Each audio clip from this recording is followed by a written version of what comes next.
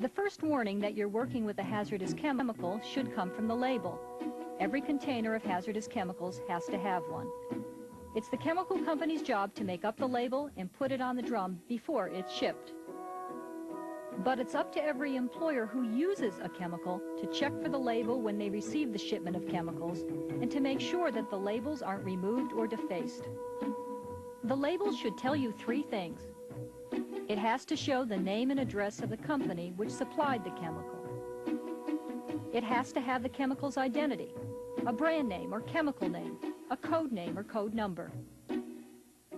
Every label has to have an appropriate hazard warning, the physical and health hazards of using the chemical. It's not enough for the label to say just danger or harmful if inhaled. The risk warning has to be specific. The container the chemical is shipped in has to have a label, and so does any container the chemical's put in for storage at the factory. There are only 3 exceptions to the labeling rule.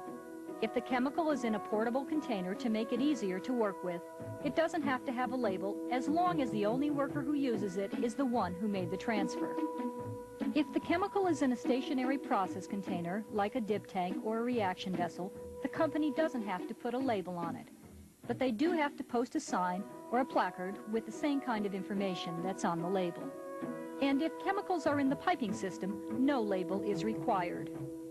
This issue was discussed at our teleconference by Rod Wolford from the Painters Union. Product identity on labels can be brand names or codes or code numbers.